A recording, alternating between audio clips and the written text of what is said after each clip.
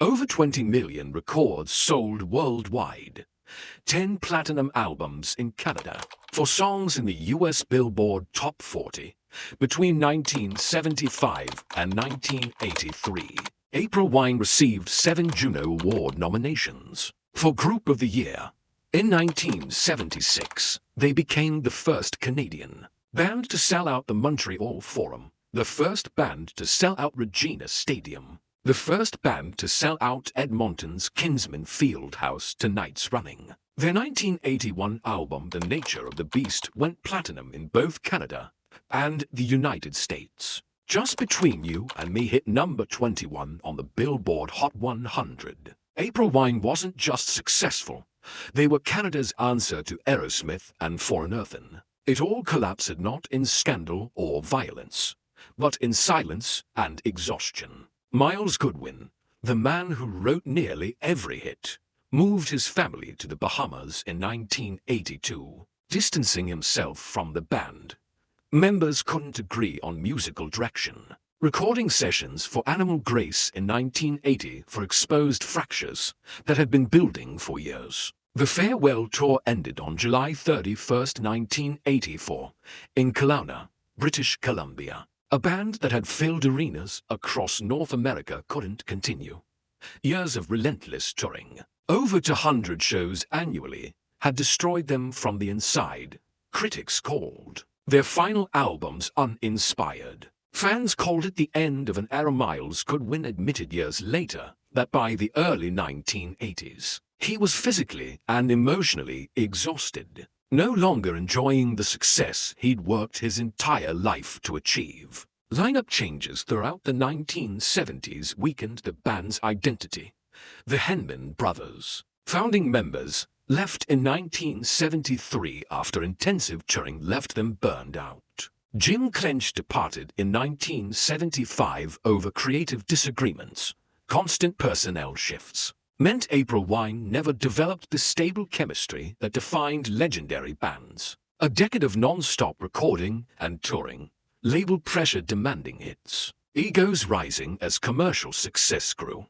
This is the story of how relentless success became poison. How the band that defined Canadian arena rock in the late 1970s fractured under the weight of their own ambition. How melodic hard rock power met exhaustion and creative compromise.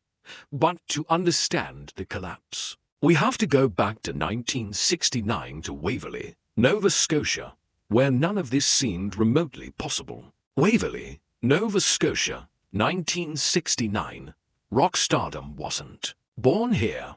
This was a small, quiet suburb of Halifax, far from Montreal's recording industry, far from Toronto's music scene, where survival mattered more than dreams. There was no infrastructure, no labels, no producers, no real chance. The local music scene meant cover bands playing bars and high school dances. That's where April Wine were born. In late 1969, brothers David and Richie Henman formed a band with their cousin Jim Henman and friend Myles Goodwyn. David on guitar and vocals, Richie on drums, Jim on bass and lead vocals, Myles Goodwyn on guitar and vocals. Their first official rehearsal happened on December 1, 1969. They chose the name April Wine because, according to David Henman, the two words sounded good together. No deeper meaning, no clever metaphor, just two words that felt right. Myles Goodwyn, ambitious, driven, a songwriter who heard melodies everywhere and possessed an encyclopedic knowledge of rock and roll. Jim Henman, the youngest, a melodic bassist with strong vocal abilities who initially sang most of the lead vocals. David and Richie Henman, the brothers who provided the rhythmic foundation and musical skill. They weren't innovators. They weren't revolutionaries. They were interpreters of late 1960s British and American rock, trying to sound as big as the Beatles, Cream, the Rolling Stones, and the band. In 1970, they made a decision that saved their careers. They relocated to Montreal, Quebec, Canada's recording capital. They sent a demo tape to Aquarius Records. The label sent back a rejection letter, but April Wine misread it as an invitation. On April 1st, 1970, they arrived in Montreal with their instruments and $100 in cash. Aquarius managers Terry Flood and Donald K. Tarleton were persuaded to sign them. Their self-titled debut album April Wine dropped in September 1971. Fast Train became a top 40 hit in Canada, peaking at number 38 on the RPM singles chart.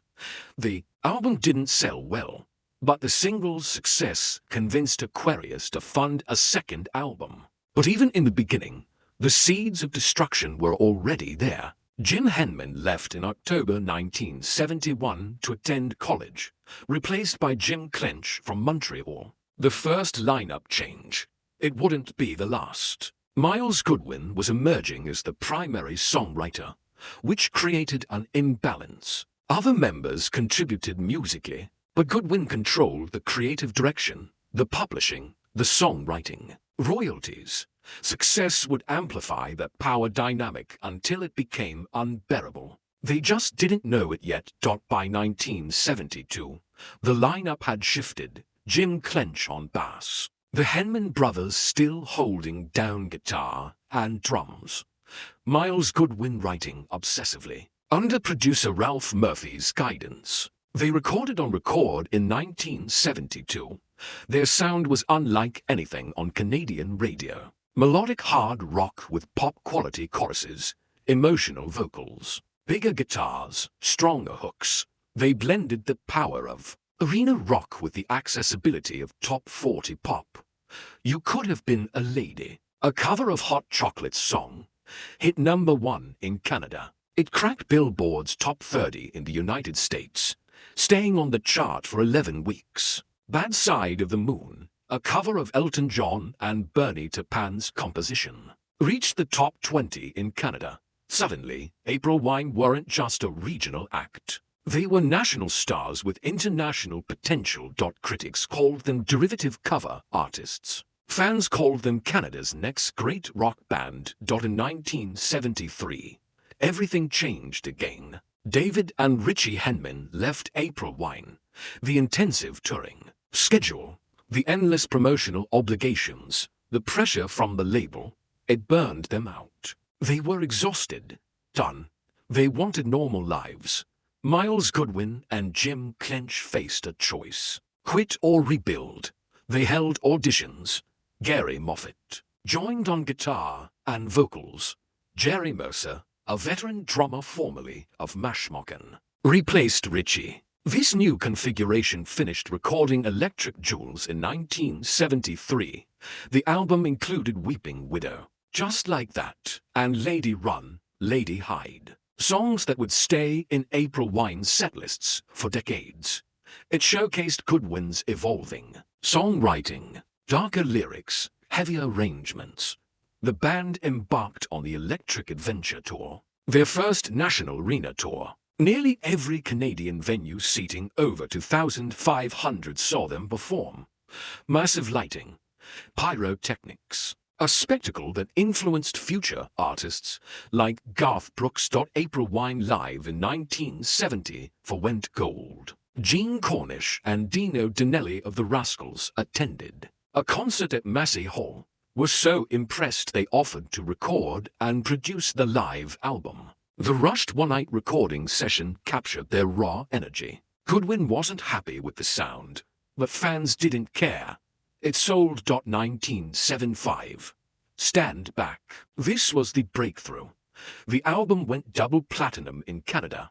Tonight Is a Wonderful, Time to Fall in Love, and I Wouldn't Want to Lose Your Love dominated radio. Over Tonight became a Canadian top 20 hit. Stand Back was the first album by a Canadian band to sell more than 100,000 copies. It shattered expectations. In April 1976, April Wine became the first band to sell out Regina Stadium and the first band to sell out Edmonton's Kingsman Field House 2 nights in a row. Their national tour grossed over $1 million in ticket Sales unprecedented for a Canadian band.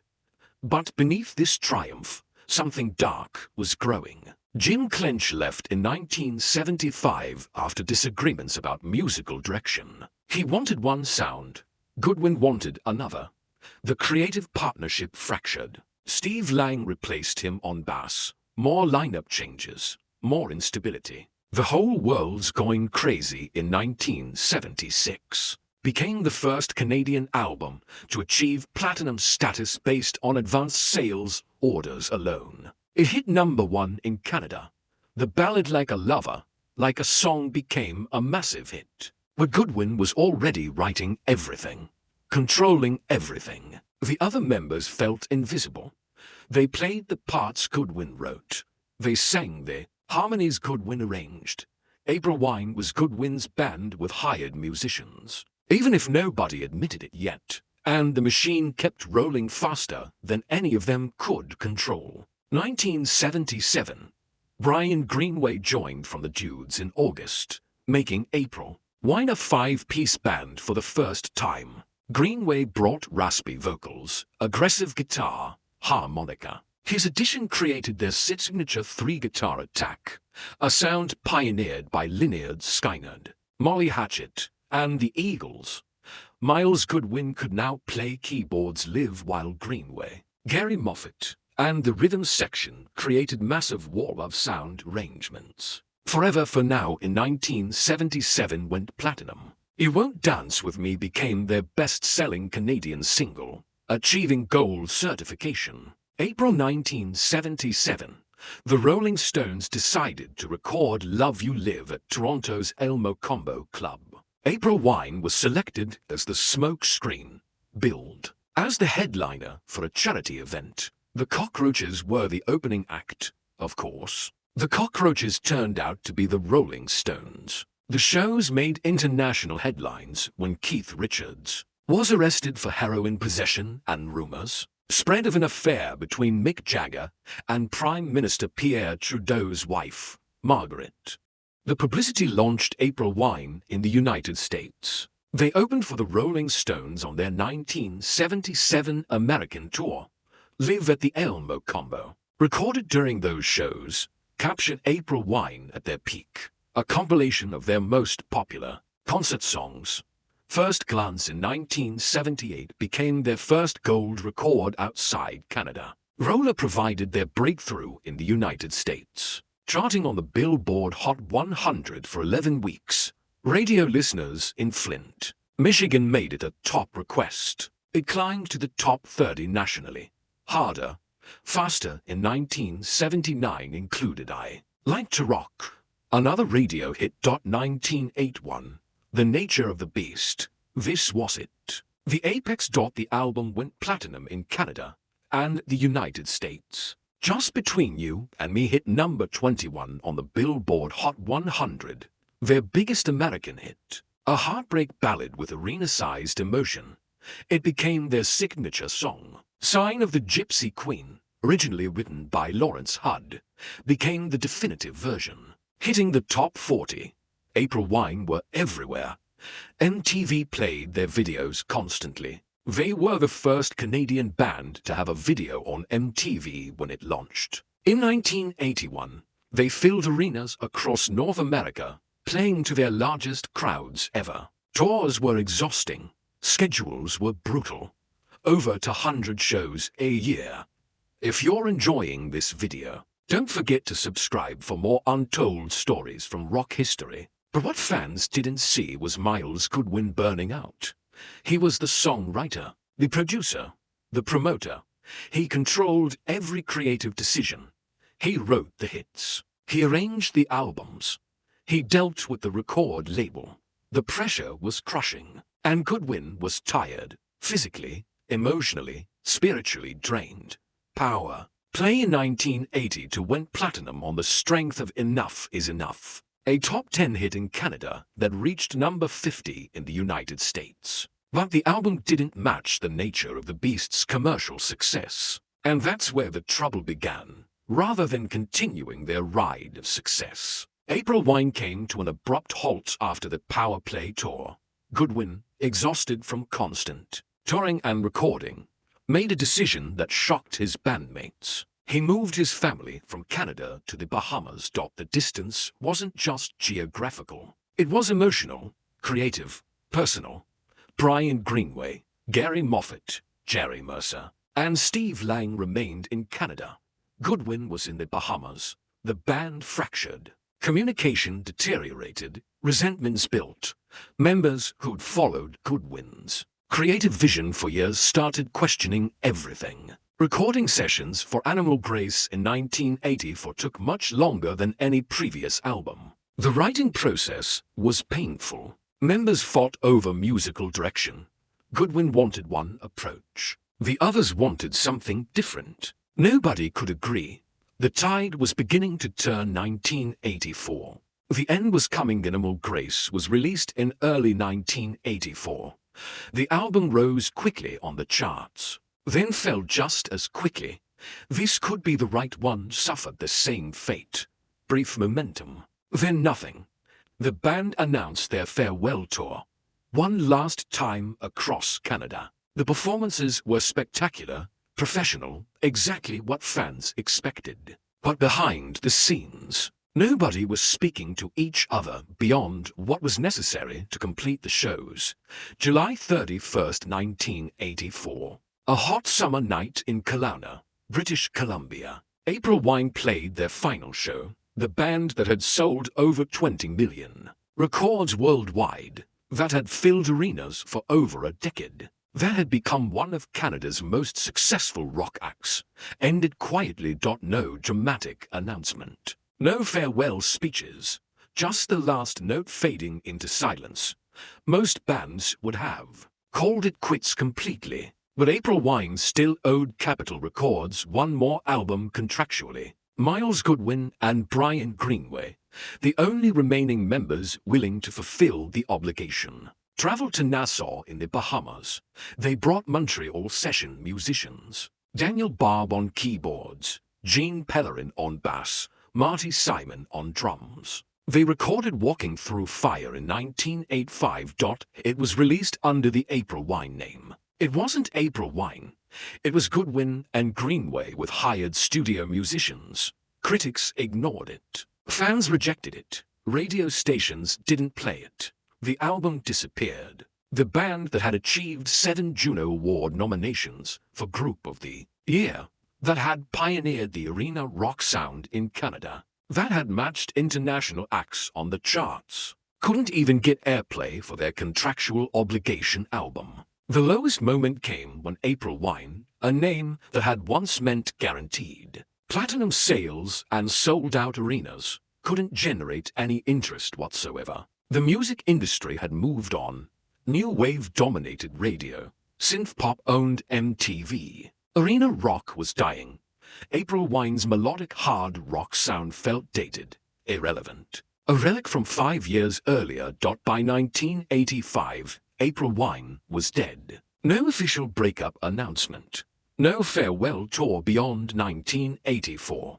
Just silence. The band that had sold over 20 million records worldwide, that had achieved 21 top 40 singles in Canada, that had gone platinum multiple times, couldn't survive Miles Goodwin's exhaustion and the relentless pressure of constant success. By 1985, April Wine quietly disbanded. No official breakup, no reunion plans, just silence. Where they went next tells you everything about what April Wine had become. Miles Goodwin released a self-titled solo album in 1988 on Aquarius Records in Canada and Atlantic Records in the United States. It sold modestly. He later pursued his passion for blues music, releasing Miles Goodwin and Friends of the Blues in 2018 and a second volume in 2019. Both albums earned East Coast Music Awards for Blues Recording of the Year. He didn't need April Wine to continue making music, but he never achieved the commercial success he had with the band. Brian Greenway released his solo album Serious Business in 1988 on Atlantic Records. maintaining the classic April Wine blend of hard rockers and ballads. He appeared in a one-hour CTV television special titled Brian Greenway and Friends in 1991. He found moderate success, enough to sustain a career. But far from the arena-filling dominance of April Wine's peak, Jerry Mercer formed the Buzz Band. With Breen LaBeouf after April Wine's breakup, he continued extensive session work throughout the 1980s and 1990s. He stayed true to the drummer's craft, but remained in the background, never achieving the spotlight that April Wine had provided. Gary Moffat shifted to music production, working behind the scenes. He later played with Brian Greenway's Blues Bus, staying connected to the music but avoiding the touring grind that had destroyed April Wine. Steve Lang, who'd played bass during April Wine's commercial peak from 1976 to 1984, left music entirely. He focused on his investment business. When April Wine reformed in 1992, Lang was offered the chance to rejoin. He declined.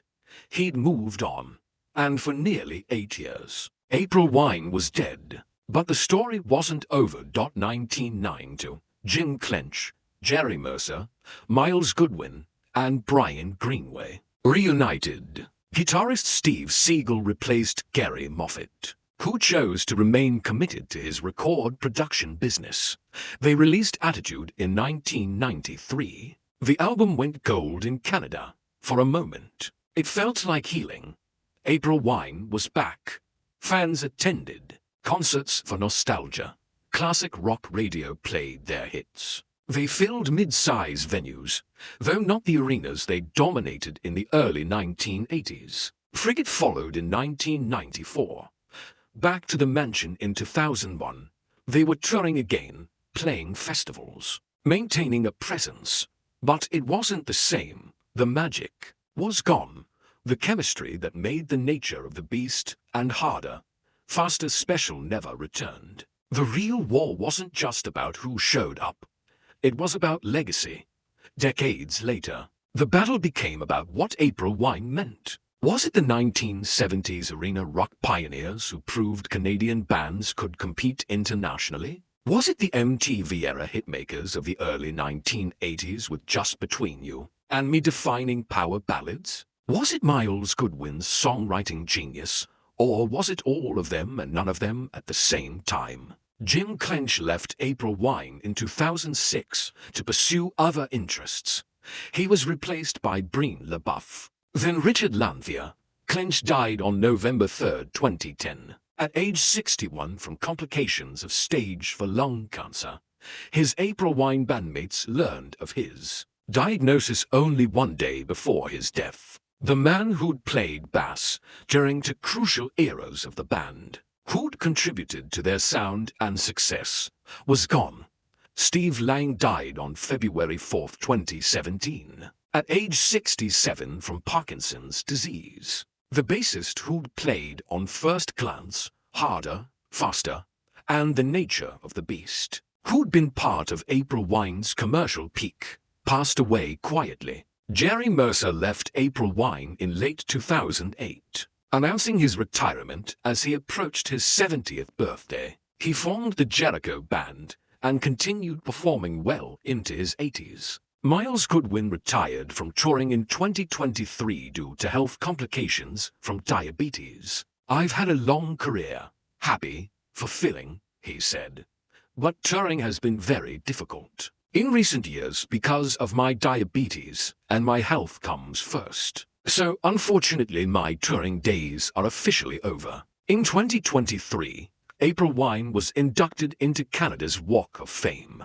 Miles Goodwin was inducted into the Canadian Songwriters Hall of Fame. Miles Goodwin died in Halifax, Nova Scotia on December 3, 2023. At age 75, the man who wrote nearly every hit, who controlled April Wine's creative direction, who built them into one of Canada's biggest rock acts, was gone. Today, April Wine exists as a touring act with Brian Greenway, Richard Lanphier, Mark Parent, and Roy Nicor. The heart of the band is gone, They sold over 20 million records worldwide. They achieved 21 top 40 singles in Canada. They went platinum multiple times. They pioneered the arena rock sound that proved Canadian bands could compete internationally.